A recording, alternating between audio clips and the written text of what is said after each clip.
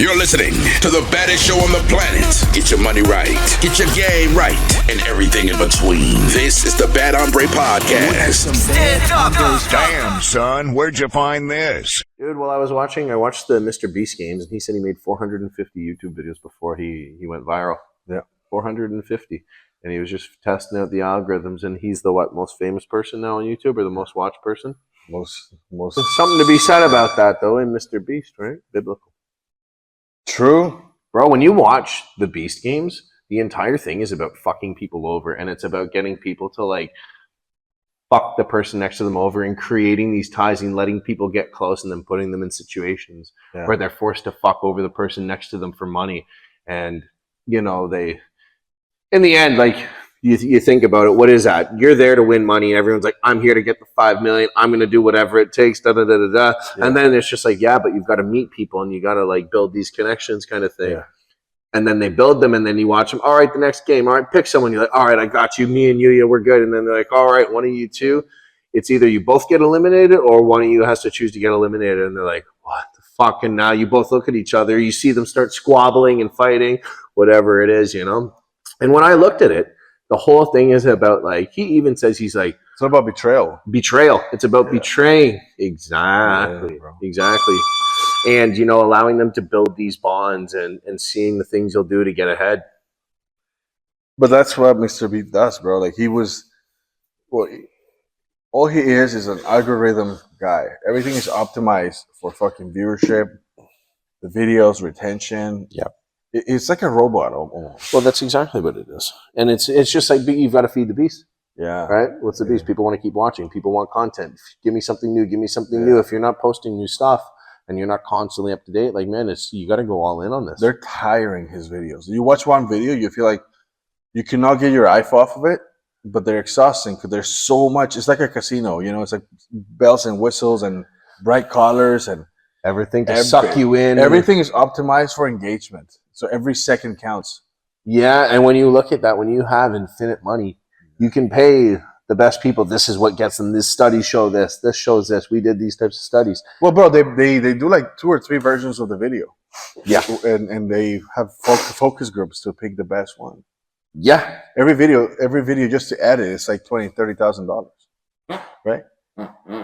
Yeah. Meanwhile, people wouldn't spend, I don't know, stay on this side. Or just remember your... Yeah, this is my line. Yeah. I'm staying in the line. Yeah. So just like fucking...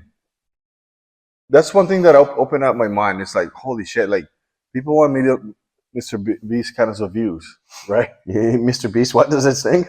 No. People want those, like, Mr. Beast Yeah, but you got to think about, like, everything. But you're like, okay, this app is $10 that I won't spend it. Yep.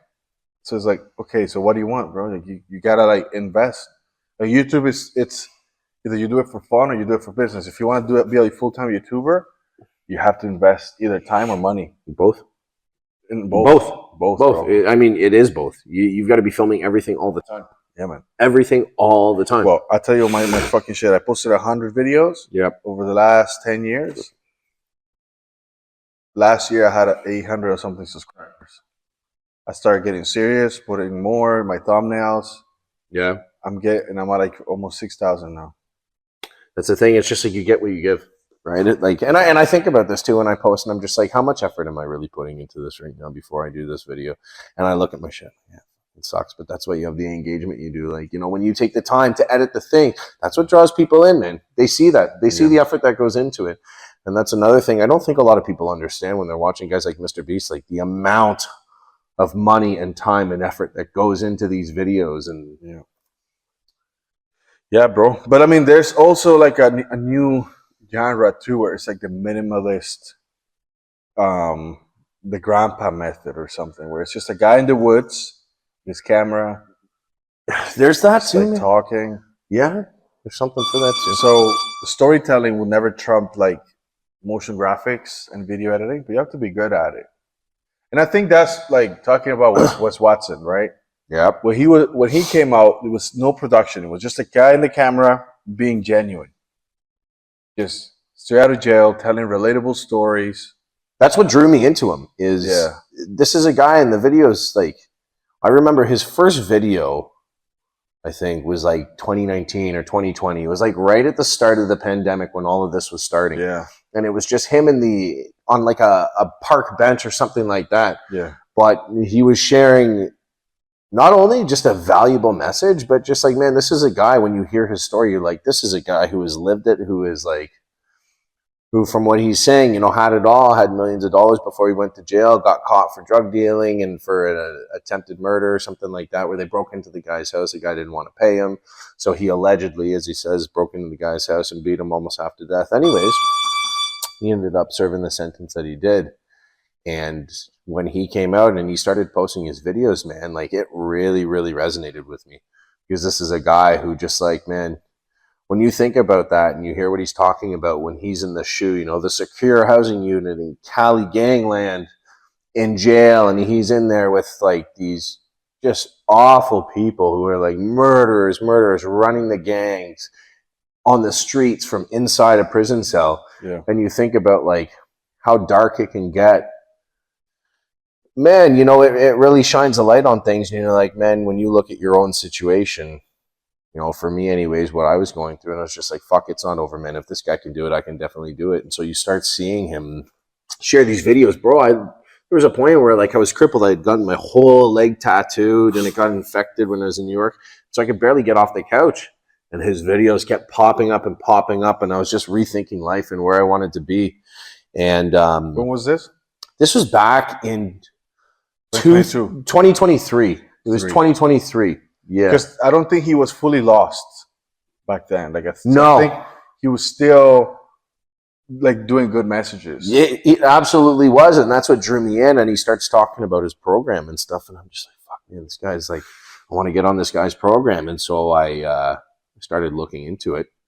And when I first signed up for his program, it was the like $45 something, $50 a month thing, and I was looking for it on his website, and I couldn't find his more expensive packages, because his more expensive packages, it was like, I don't know, $3,000 American or something like that. But when it worked out to it, I think I paid like $4,500 Canadian or something like that. And this was supposed to be like a 1-month coaching course. You do video calls with him. What he was advertising was you get video calls every weekend. There's video calls. And so I was thinking, okay, I'm going to be getting like weekly calls with this guy who I'm really looking up to, who's sharing these amazing messages of overcoming. And, you know, I'm going to learn a lot from this guy. And, you know, I've blown a lot of money in my life. And so I was just like, fuck it. And so I messaged him. Actually, one of my buddies at the gym, I saw him, and you were mentioning actually that he had done the Wes Watson course. Oh, Sergio. Sergio. Yeah. Exactly. Shout out Sergio. Yeah, Sergio Lorenz. Check him out. But you mentioned he had did it when you were speaking to him when he came on your podcast. Yeah. And so I was just like, okay, shit. And so I saw him at the gym one day, and I'm just like, yo. So Chris was telling me you did the Wes Watson thing. He's like, yeah, bro, just message him, dude. He's going to yell at you. He's going to do this. He's going to do that. But like, bro, it's good. And I was like, awesome. So that day or the next day, I'm at the gym, and I messaged Wes Watson. I'm just like, hey, man, listen, you know, I signed up for your course. I love your videos. I love the message that you're sending, man. I'd really like to learn from you. Was the course like an actual course, or was it more like the community aspect that you liked? I wasn't 100% sure what I was going to be getting from it, but from the sounds of things, I was just like, okay, I'm going to be brought into this community of his guys, and he's got these conference calls on the weekend where you sit in on these calls, and you get all these people that are like networking. And so I thought, it's one, the community, but two, you know what I mean? If I'm like joining this guy's team, whatever, you know, it's all these people holding each other accountable. And I'm constantly going to be seeing these people that are like putting their best foot forward and being the best version of themselves. And so I was just like, man, I want to be a part of that, you know? And so when I reached out to him, I was like, hey, I'm on your cheaper course right now. I was looking for the more expensive one, but I couldn't find it. And he reached out, he messaged me back, hey, brother, let's get after this. And like right away, I'm like, oh shit. Because I've been watching him for a couple months at this point, like a lot. Anytime his video popped up, boom, I would watch it within the first few minutes. I had the notifications on. And so he messaged me, and he messaged me back, and he's like, let's get after it.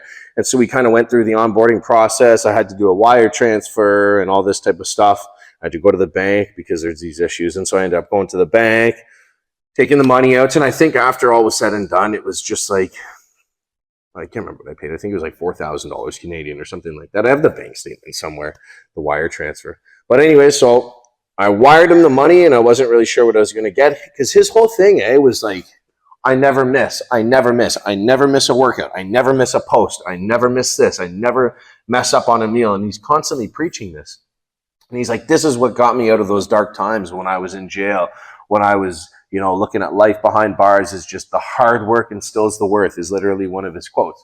And he's talking about getting up 4:30 every morning, 2:30 every morning, doing burpees and this and journaling. And I was like, man, this is fucking inspiring. Like, if this is what it takes, okay, I can lock in like this. And I got really inspired by that.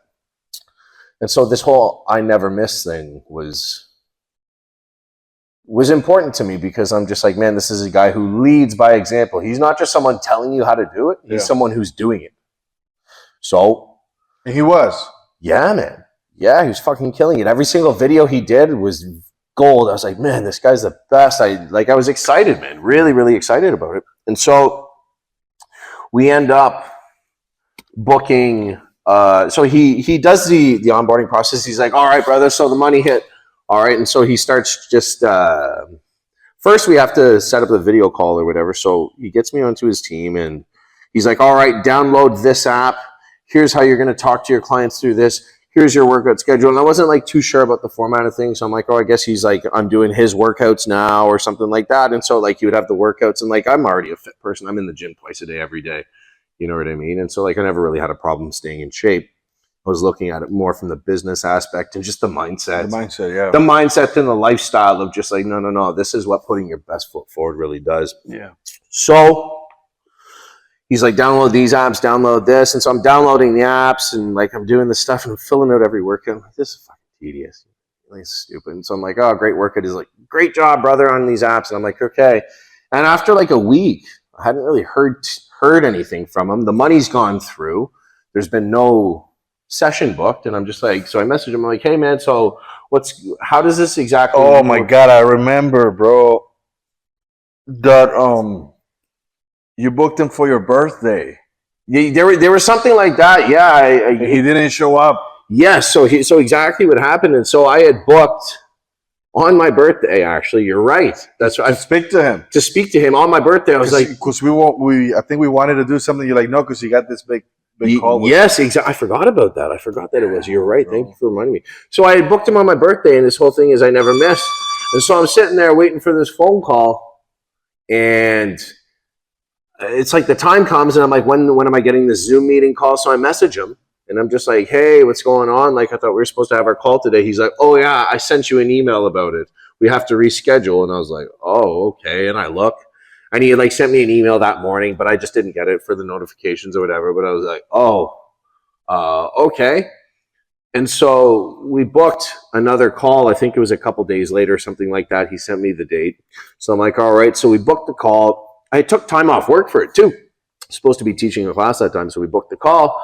I'm sitting there, I'm waiting on the Zoom meeting, and I'm just like, hey, what's going on? Because like a few minutes had gone by into the Zoom call, and like, he's not there. And so I message him, and he's like, oh, sorry, brother, I'm a little bit jet lagged, like I have the conversation somewhere, I think. A little bit jet lagged, like, sorry, I'm just like tired right now or something. And I was like, a little, okay. And then like another half hour goes by. I'm like, are we doing this call or something? He's like, sorry, brother, I'm just real tired right now. I'm like, all right, well, I guess we'll just reschedule. He's like, thanks, brother. Just pick a time, any time next week, and you can have it. And I was like, all right, this day, Monday, 8 a.m. or whatever it was. But like at this point, I'm like, man, he's missed 2 meetings already. My first 2 meetings. And this is a guy. This is the guy who's like preaching. Show up. I never miss. And this is something that like I really thought was just a very admirable trait, is like, I don't miss my shit. Like, this is my routine. This is what I fucking do. Nothing gets in my way. You cannot stop my workout. And like, I was just like, and he missed the first 2 meetings. And I was like a little bit like, fuck, man. You know what I mean? Yeah. Like, it kind of goes against what he was selling. Yeah. And it's just like, I got this weird feeling myself. I'm like, this isn't good. And I had a couple people who are like, I thought this guy was like, he never misses. And I'm like, I know, whatever. So then we do the call, and it's supposed to be an hour call. I get on the call, and I'm like a little bit nervous, because I really look up to this guy. And so like, I'm a little bit nervous. Fuck, I think I have the call saved somewhere. try to get it to you. But he's like, yeah, you can keep the calls too, you know, this and that. Blah, blah. I'm like, all right, great. So I get on the call, and he's like, all right, so it's going to take me 20 minutes to say what I have to say. He's like, do not interrupt me. He's like, when I tell you can speak, you can speak. And I'm like, all right. And so he's like, all right, so I'm sending you this now. And he sends me some like copy and pasted thing. All right, download this. Here's your posting format. You're going to post every morning you wake up, you're going to look in a book and find a motivational quote. You're going to post it. And then on this day, you're going to post a video of you doing a workout. And then on this day, it's going to be another picture. You know, on this day, you'll do another video of a client highlight. And then on this day, it's this. And then Sunday's a day, whatever it was. I can't remember the format there. But, and I'm like, okay. And he's like, all right, now you're going to go on this app. You're going to download this app, and you're going to download this. Here's where you're going to get all your clients to download these apps so you can track their macros and you can track their workouts and stuff. And I'm like, okay. Because I've always written my own workouts for my clients if ever they need them. You know, I've never had an issue with that. Or a lot of the time I'm there with them because I do Thai boxing, right? So I'm training the client in the gym. So I've never really had to like, here's your workout, like, because I deal with them. It's a little bit different than like doing online like one-on-one. Yeah, more one-on-one stuff. You know what I mean? And so I'm looking at this whole format, and Did he ever like sat down and like tell you what your needs are? Like did a needs assessment? Yeah, I didn't do any of that. He didn't ask. So he basically could have had the same conversation with me, despite us having different goals. Bro, he has his 20-minute speech that he says at the start of the video. Here's this. Here's that. Do not interrupt me. When I'm done speaking, you can ask me questions. And so I'm a little bit nervous right on the call, and there's like he didn't ask me anything about myself. What's your business? What do you do? Like, what are you looking? How can I help you? Nothing. Download this app. Here's where you train your clients. Download this. Put this here. And then, so like, we get about 20 minutes into the call, and he's like, you're at least like a normal guy. You know what I mean? Some of these guys, man, they're fucked. And he started talking about some like people that he had to deal with and how they're all crazy and the crazy messages he gets. He's like, all right, anything else you need? And I was just like, we've gone over that pretty good. I guess here's the format with it. Okay, I'll make sure to do that. And I'm like, for your videos, do you do your own video editing? He's like, no, I got a guy for that. I'll send you my. So he sends me a link for his guy. And I'm like, all right, cool. He's like, all right, man, let's see what you got. And just like hangs up. And I was like, the call was 20 minutes long. I've paid $4,000 for like a month of coaching. My phone call was 20 minutes long, and it was him fucking copy and pasting things. Download this app, go here, click on this, fill out this form. And I'm like, so is there like weekly follow-ups? There were no fucking weekly follow-ups. Never reached out. Nothing. And it was just like, okay, I gave him the money, and now what? Well, that's, you had your phone call with now, me. you know what? You want to know what the now what is? What? He goes on podcast. I got Rolls Royces, and I got a mansion, and I got a fucking... You know, you made a video, and you're just like, these guys... Their secret is that they tell you they have a secret. Yeah. You know, and that hit me. I was just like, fuck, it's true. You know, it's just like, look at every... So it went from him, because we see what he is, what the type of stuff he's posting now. It is completely different. It's not, here's valuable information. Look at me. He would have made fun of those guys back in the day. Yeah. Yeah. And it's like the look at me. Look what I got. And it's constantly like, I'm the shit. I have this. I have that. And it stopped being about, here's a message that can really help people and how I overcame this. And it's like, look at all the things I have. I went from rags to riches kind of fucking story. And it's good to go from rags to riches, and it's good to show what the outcome could be. Mm-hmm. I'm not shitting on that. But you know, because the premise of that is like, the reason behind that is, I want them to be like me. I want them to like be in shape, have the mansion, have the cars, have the hot girlfriends. Yeah. But if you're old now, your tone is condescending. You're learning that you rent where you live. The girls, you're raising other men's kids. Apparently, you're paying for the girls. They're pay for play. They're seeking arrangement girls. You know what I mean? So it's like, okay, so it's all fake though. That's a big thing that I started noticing. And so you sell this image of like, you're jacked, your tattoos, you got money, all the things. You're a smart guy who takes care of himself. I'm like, I fucking love every little bit of that. And you see this thing, but then I start seeing these videos of like him with this girl and the way he talks to her, and they're like dynamic, and it just like, man, it just gave me this weird feeling in my gut of like, ugh, you know, like there's no love there. This is just like it's transactional. And I mean, if that's you offer this to me and I offer that to you, who's to say that's wrong? I'm not to say that's wrong. No, some transactional relationships are like the most honest relationships. Yeah, I'm with you because you're beautiful. You're with me because I got money. Yep. You lose your beauty, I'm dumping you. I lose my money, you're dumping me. Yeah. Right. That's whatever. If that's what works for you. Absolutely. The thing is, when you go from preaching that, see, everybody was rooting for his success. Yeah. Now that same people are rooting for his downfall. Yeah, and I don't want to say I'm rooting for his downfall, No, but it's satisfying. To see. It's satisfying though. It's just like, man, like you turned into it's okay, but let me rephrase that. You're not rooting for his downfall. You're rooting for him to learn a lesson. I don't even want to see anybody do bad, but it's just like it's one of those things where it's like 1 + 1 = 2. If you start to be 1 + 1 = 2, you started sending amazing messages. You were helping a lot of people. You got famous. You got rich. What happened when the fame and the money got to your head is now I'm seeing a different side of you that I really don't like, and that I see in all these other famous rich people where they're just like conceited, materialistic, and it's See, a lot of it comes from sometimes getting the money too quick. Yeah. And from not having happiness without money. Mm-hmm. And also substance abuse. I don't think he's abusing substances. I think so. You think he's taking drugs again? I think so. Really? Yeah. I don't think he is. I think when you start doing stuff like that, you kind of that's the only. It could be. I mean, it could be like spending addiction, gambling addiction. It doesn't have to be substance, but there's something that is drawing him. Attention. Attention is a hell of a drug.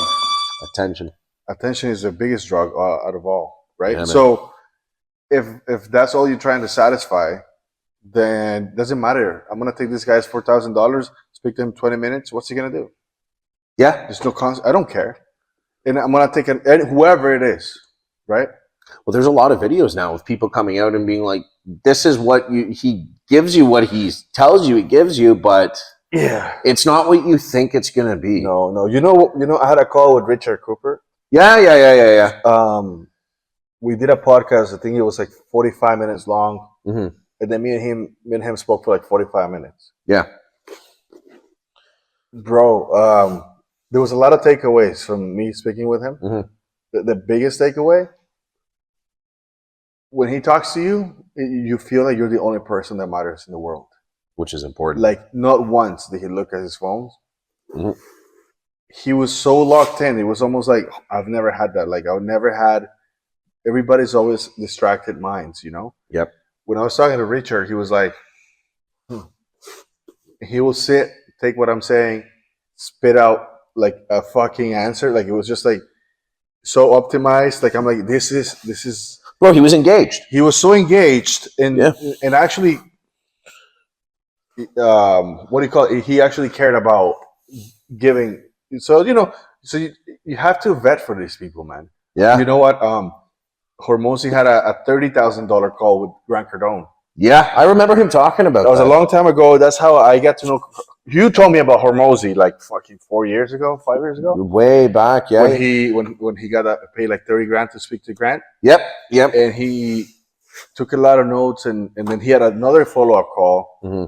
And it's like, okay, that was $30,000 for 1 hour, but it was an hour of a lot of game. Mm-hmm. Meanwhile, you didn't get any questions. There was no questions asking for you. It was like, I'm telling you the same thing I could have told anybody, and it doesn't matter what your goals are. Bro, you could have copied and pasted an email and given me everything he did. Yeah. Like, I'm dead serious. Yeah. Like, that's how, when I was done, I remember taking a second and just being like, is that it? Yeah. Did I pay $4,000 for that? Yeah. And I was really taken back. Dude, like, I wouldn't watch his videos for a little bit after that. I was like, what the fuck did I just pay for? Yeah. And I'm like, did I just get conned? Yeah, you did. And when I looked at it, I was just like, his message, what the person I was watching was that I got like really inspired by, and who motivated me and made me really, really, really being like, I want to change, is not the person that I spoke to. Yeah. Or maybe he did a good job of hiding. Or maybe I just didn't get a chance to see the full him, because then I started really like, I would watch his YouTube videos a lot. I wouldn't really like watch his social media stories. But then once I started seeing a lot of his Instagram stories, you get to see a lot more of him. And not just this video where it's like, all right, I'm going to do a video that's specifically giving this kind of information. Now it's just like, okay, now you see the real man behind the camera. And when you start seeing these videos, the truth always comes out, man. The truth always comes out, and who you are and what you're looking for and stuff like that. And I ended up seeing a person that I didn't like, man. You know, just what he's preaching in videos versus what he's saying. Well, would you say that there was any value more from the course than just watching his free videos? No. Like, I'm telling you right now, I got more from his free videos. Yeah. That course gave me nothing. It cost me $4,000. So it gave me nothing. I'll tell you one thing, bro. Like when you become an influencer, when you get bit by the fame bug, we talk about that. Yep. I had a friend who got bit by it. You met him. Yeah. Yeah. And he had like 3.5 million subscribers. We did something like that, right? Yep. Because he came to me. He's like, you know, I met Logan Paul before he was Logan Paul. I met, who did he meet? PewDiePie. Yeah. You know? Yeah. So he's met all these people. They've talked to him. He's done videos with them. And he's like, he was making $50,000 a month. Mm-hmm. And he comes to me. He's like, yo, I don't know what I'm going to do. And I'm like, well, you know, let's teach what you've done, man. You build something great. You're one of the OGs, especially in Toronto, right? So we offered like a $99 course that he made. And you create. So with this course, you create videos, and people buy the video. You pay $90. You pay $90, and you watch the video how to build a YouTube channel. Yeah. You know, and I put it all together on Kajabi, right? Which is like, it's like a school community, right? Yep. So you fucking do that, and then we had this. You know, and the thing is, okay, if you want people to keep paying $99 a month, I mean, once they watch all the videos, what else can we give them? Yeah. So I'm like, well, why don't we do one weekly webinar when you do Q&As? And then those webinars get recorded, and so you have this library of like Q&As. Wes had the same sort of thing on the weekend. Yeah. He had his weekend calls. Well, never showed up, the guy. He never showed up. He never did the calls? No, he started resented it. So it could happen, right, that you become a huge platform. And maybe the $50,000 a month you're getting from YouTube is good, but like, you're like, it's not enough for the Rolls Royces. It's not enough when your rent is $80,000 a month, right? Yeah. So you're like, what do I do? Well, all these people want to talk to me. Well, you know, I asked this guy for $1,000 and he paid them to me. I'm gonna try 2,000. 2,000 worked. Okay, 6,000. All right, so now you get a team, and they sell your time in half-an-hour blocks, and you fucking go and talk to all these people. By the time you're like, oh, I'm so fucking tired, I don't want to do this shit anymore, because it happens. I'm sure you've had a client. Maybe you were not on your 100% mind. Yeah, you know, man. Oh, dude, yeah. I've had some days where I show up and I'm like, man. And there's times where you're like, I just don't want to take any more clients. Mm-hmm. I don't think that coaching is not his business.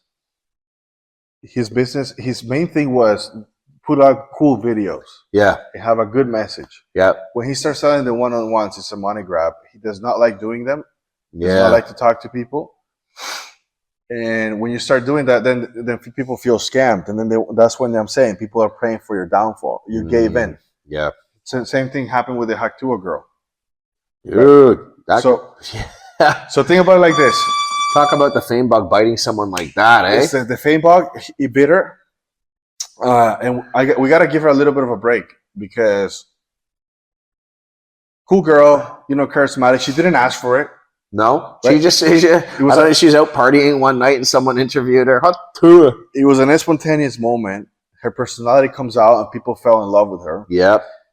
Well, I understand that because that happened, her life is not normal. So she cannot go work at a restaurant. She can't be a teacher. She can't do anything. You're someone now. So you're someone. You have to do something for it. So what happens?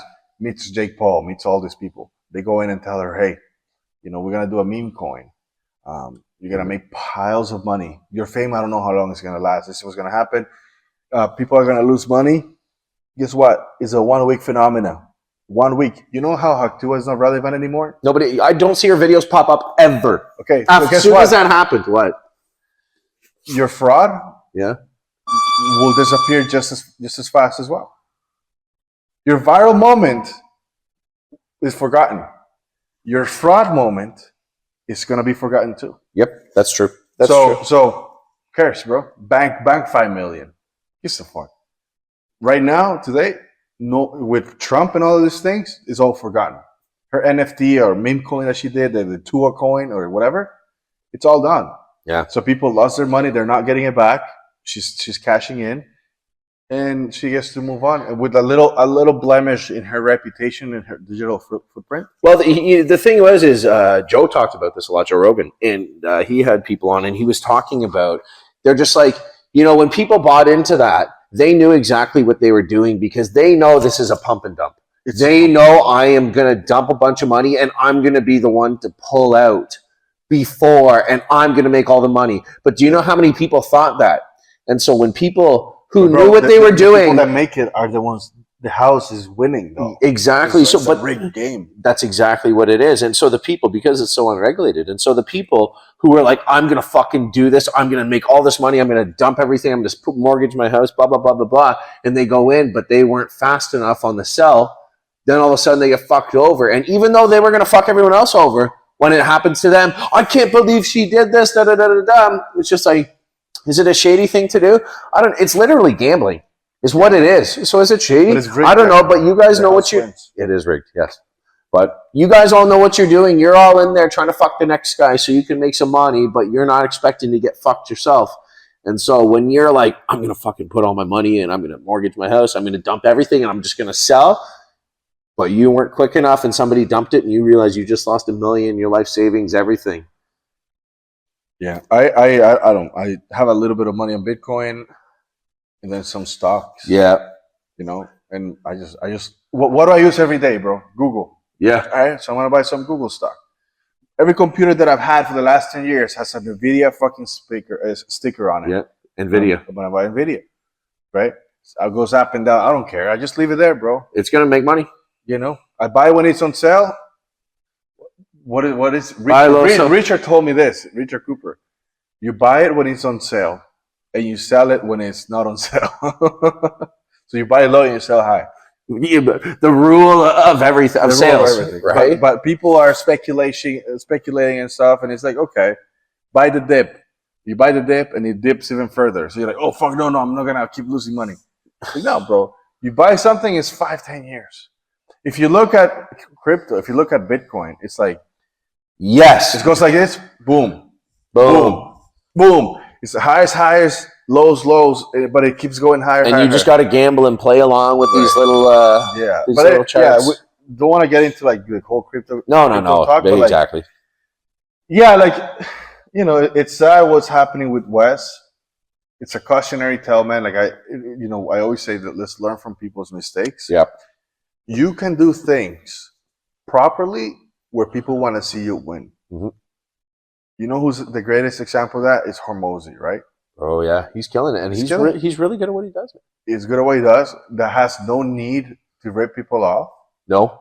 And everybody who works with him seems to have great things to say. Gym Launch was the best. Gym Launch, you know what I mean? Like he's done a lot of really, really good. Yeah. Like I'm sure there's always gonna be people, bro. Even I have people saying that, oh, whatever, it was tough working with him. Everybody was gonna have that because he's a very does not care about your feelings type of guy. No, this is like numbers, buddy. Numbers, a numbers guy, right? Yep. But it's not a rip-off guy. It's not a scammer. No. And when you get into that fucking scamming, Logan Paul, this and that, that's when people start praying for your downfall. And this is when you start doing things to cope, man. Cope. Oh, and coming full circle with the drugs. It could be drugs. It could be just being the heel. Being the fucking enemy, being that person, haters, and it never ends well, man. Like, no, it doesn't, because the thing is like, so you talked about the people praying for your downfall. Look what happened when he got into this fight at the gym. Everybody wants him to go to jail. Dude, yeah. Do you see the footage? I saw it. Bro, like, that guy showed up to fight him. Wes is on there on social media. People are talking shit to him. Bro, you know what? I'll tell you one thing. Hot pick. Is that what it's called? Hot take. Hot take, yes. So hot take. Had that happened with Hormozy, right? If it did happen, Let's say Hormozy. let's say it did happen. Let's say Hormozy. Say Alex Hormozy, right? It's at a gym with Chris Bumstead, right? Yeah, They're working out, and some dude puts a camera on and goes to fight him, and Hormozy beats him, and Chris Bumstead jumps in and starts beating him too. People will be like, no, like, what the fuck? Why would anybody go and pick a fight with Alex?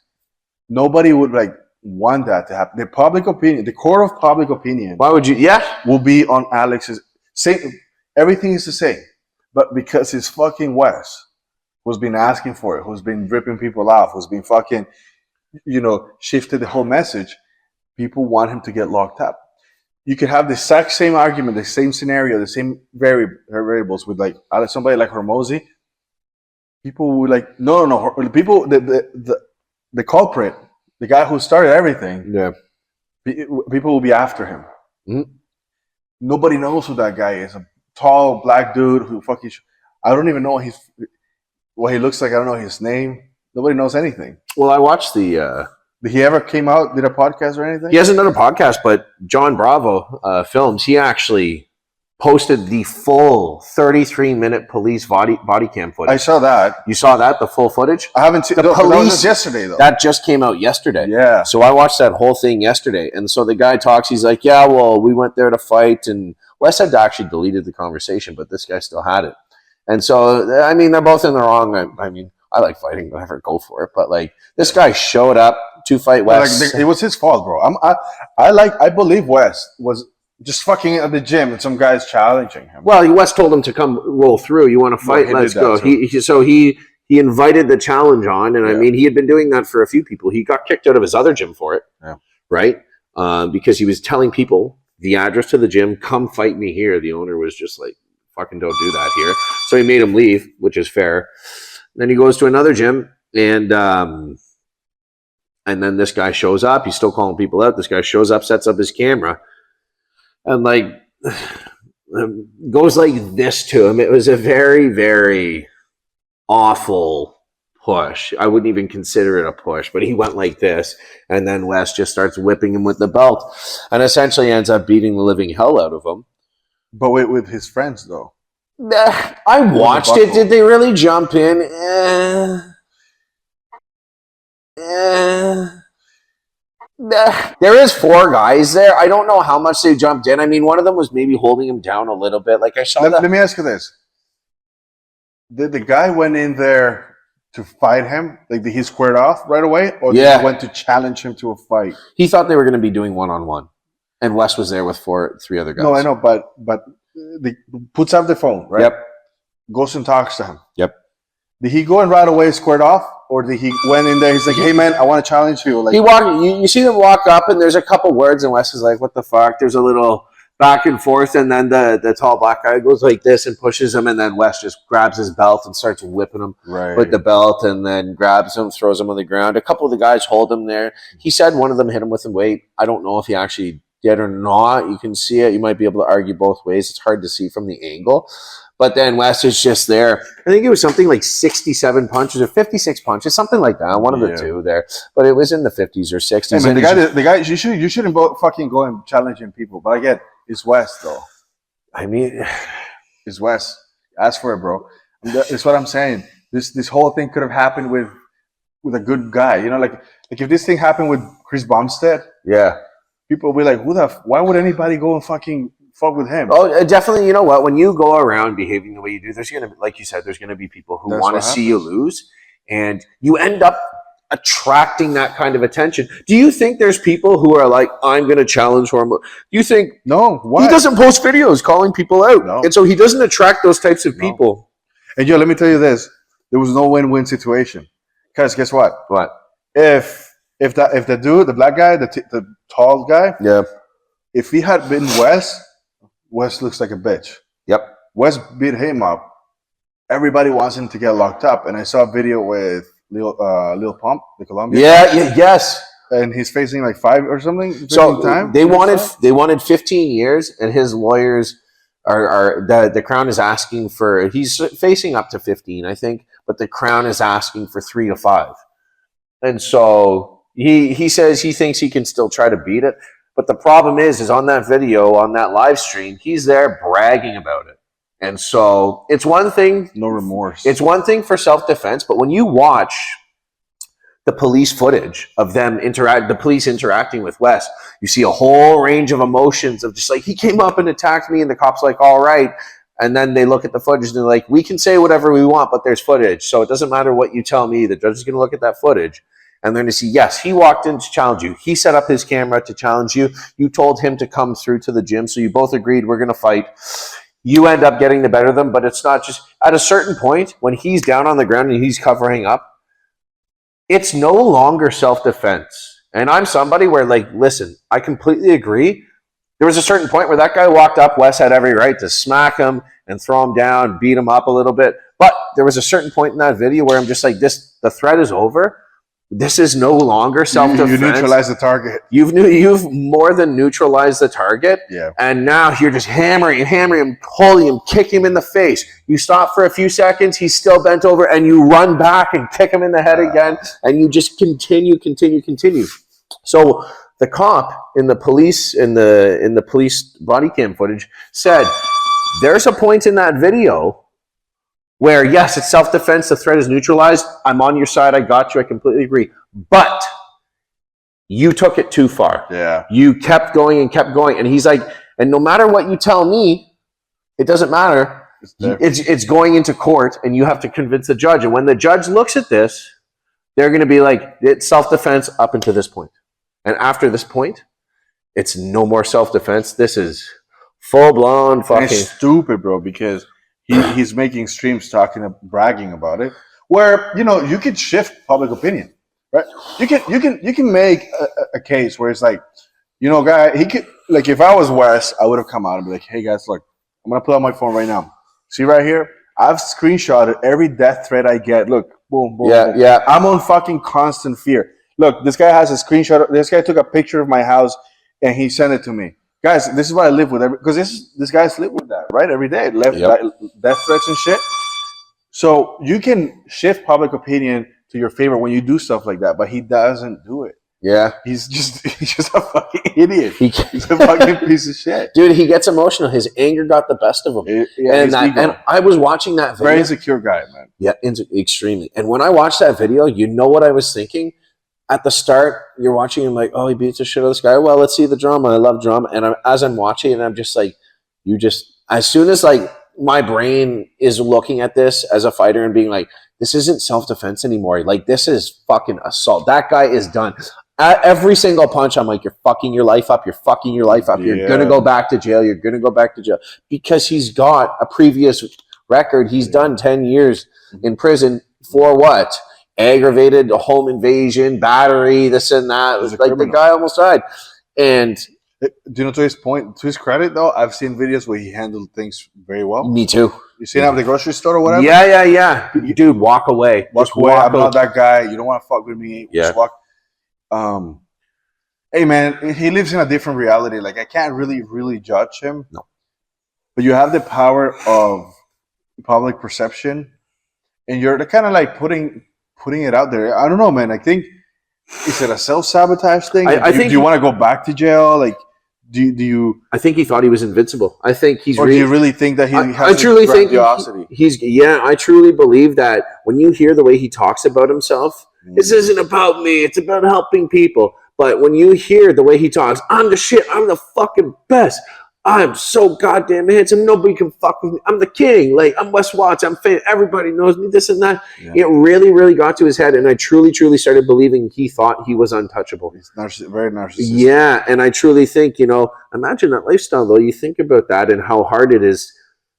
You would hope that somebody, after going through what he claims he went through in prison, how you would think that would humble him for good and be like, do not let this get to your head. You know what the darkest of dark is. And it did humble him up until it didn't. Up until he got bit by the fame bug. The fame bug, and then all of a sudden he starts making all this money, charging crazy amounts of money. It's not. Yeah, but look at his reality though. Yeah.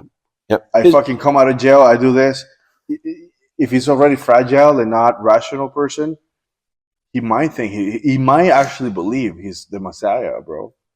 He might actually have. Maybe he's bipolar. Maybe there's something going on there. I don't know what it is. Some deep-rooted issues. But there deep-rooted issues for sure. Who knows what it is? I don't really know. But there's guys like that end up getting locked up or something really bad, like getting shot, losing a leg, him killing somebody, him getting shot. Really, like something bad happens.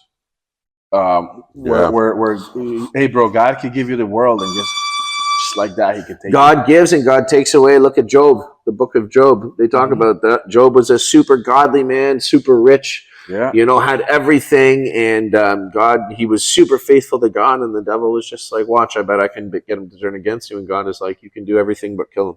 And so the devil started taking everything away from him, taking away his riches, his family. He had boils all over his skin, everything. But God can take it away and he can give it back. And when he gave it all back to Job, it was fucking 10 times more, 7 times more than with interest. Exactly. Exactly, for staying faithful. You know what I mean? So like if you were to talk to him right now as a fan, and as somebody who like, I've seen the good in you. What can you do now? You know what? I was scrolling through the comments on one of the videos, and somebody said that because there were a lot of people on one of the videos that I watched of Wes who were like, really, like you could see the hate was there in the comments. It wasn't like, this is awesome, thank you anymore. The hate was there. And there was one comment that stuck out to me.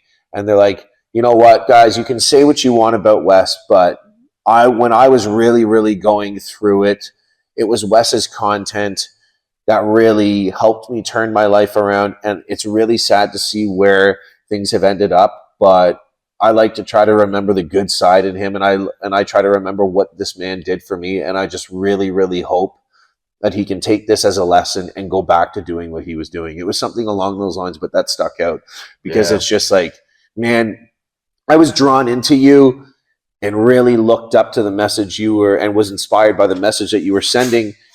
And I really hope that with all of this, some good comes from it, and he can go back to being what he was and inspiring people rather than just look at me, look at all this money. I'm the shit. I demand this. When I walk in the house, like I demand you dude, like I demand you give me attention, and you better show me that you're attracted to me. And it's just like, you want to know what I see with Wes? What's up? He's never punching up. What do you mean? He's never punching up. He's never with anybody doing better.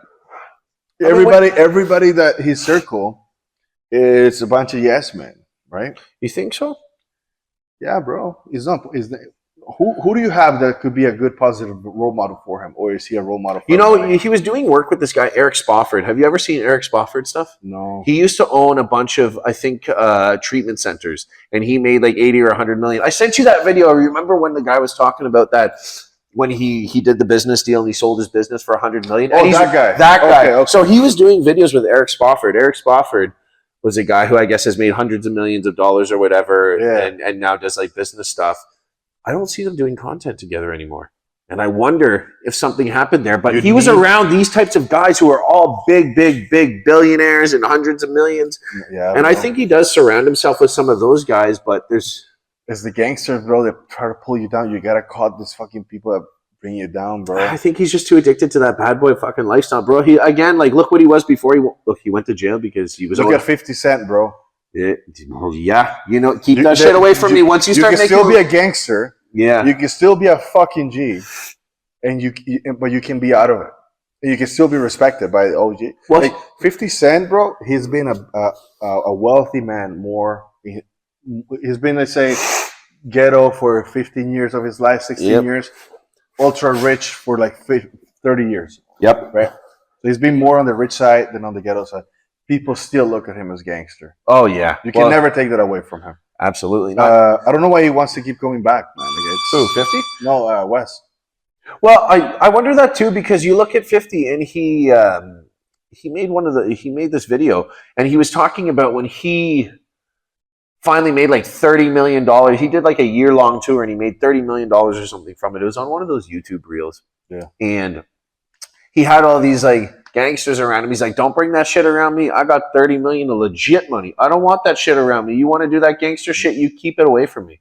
You know? And so apparently like 50 with his security, like he doesn't fuck around. It's not just like, oh, it's a bunch of like gangbangers. It's like, no, you've got Navy SEALs and like military train, like, bro, not fucking around. No, security. he's a real deal, bro. I love his book, Hustle Harder. Hustle Harder? One of the best books I've read. I've never read it. I'll have to check it out. Yeah. It's relatable. You relate to it. Like, it's because, you know, you come, you know, the life you live. Not that I was a gangster or anything, but it's just the very humble. The come up. The come up. Yeah. The come up. It's one of my favorite books. Hustle Harder. Oh, yeah. Interesting. Bro. One of the best books. And so, like, just to wrap things up, like, people that live the life, you know, try so hard to get out of it. Yep.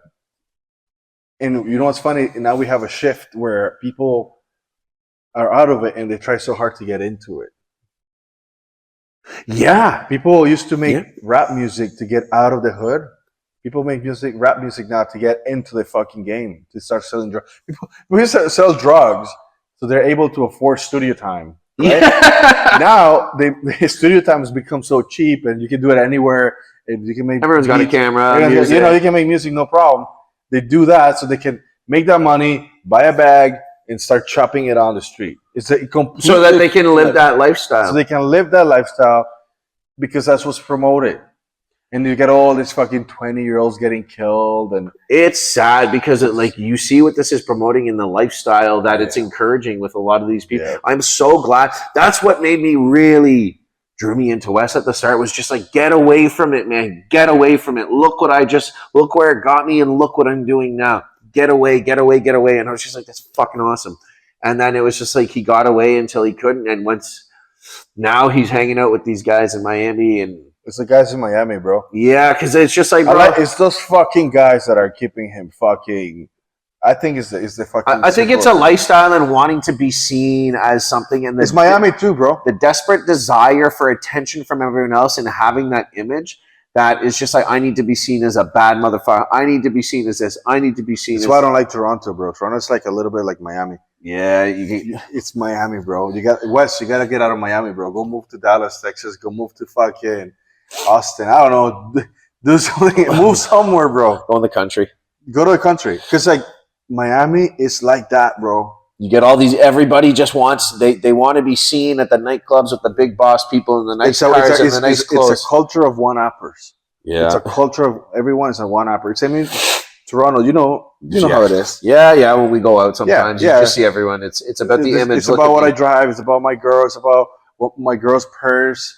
Yeah, it's like, it's not about anything. Meanwhile, like, you know, I go to Toronto. I see you guys driving nice cars. It's all leased. The apartment is rented. The credit cards are maxed out. They have tax problems. I come to like Pembroke or whatever, and I see a guy driving a little truck. He's like, yeah, I own like fucking 20 acres of land that are worth millions of dollars, and I have a farm, and I have this. This is a real millionaire who has no fucking debt. His cars are paid outright. Fucking chilling. Real wealth. Stealth wealth. Quiet wealth. And maybe now, here's the thing, bro. You don't live forever, right? No. And that's what happens, man. Do you want to work until you're 60? Like at that level? I'm always going to work. Like, I'm always going to be fucking working. Yep. Even when I'm 80, because if you don't work, you die. Yeah, man. But I don't want to work because I have to, and I don't want to have to do 80-hour weeks. No, it's a choice. You want freedom. What you're working for? Freedom. I'm working for freedom. People don't want to be rich; they want to be free. Well, they want both, but you know what I mean. That's essentially what everyone is working towards: is the freedom to do what you want when you want. I don't want a Rolls Royce. I want freedom. Yeah, Derek Moneyberg talks about that. He works with a lot of these UFC fighters and stuff, and he's Anyways, but freedom. That note, bro. Awesome. Bad Hombres podcast. You're a bad hombre. When are you making your own podcast, bro? No, you're focusing on Instagram. No, I'm just going to piggyback off you. Piggyback. You know, like when you see the little kids crossing the border on their mother's shoulders illegally. That's essentially what I'm doing with you. I'm the little boy. You too. Yeah. I'm the little boy that's crossing on your shoulders. Yeah. Daddy, help me. Yeah. Fuck, man.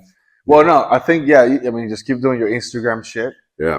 So- Just try to teach people Muay Thai, proper technique. I'm gonna put your IG, but you're being a fucking constant guest. So we've done like 6 of this. We've done a couple, man. I love doing them. I actually really enjoy 3. just We sitting did down. a couple with Chris Guy, Yep. and yeah, hopefully we make this a regular thing, bro. Dude, I like just sitting down and shooting the shit with my buddies, man. Especially about like all this type of stuff that's going on, man. Yeah. We gotta get Mateo. We gotta get. You know how many conversations we've had, and it's like, man, this should have been a fucking podcast. This is why, like, when you're doing the content, it's got to be all the time. Always have the camera. And Always. stuff like So dark, can't see a thing. I hear a song of the broken man. Give me nickel, give me dime, give me doll, I'll give you a smile.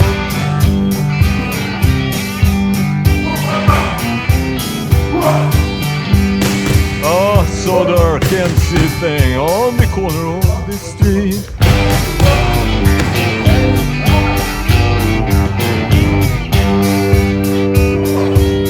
Don't waste your time, broken. Don't give a damn, don't need a thing. Hey.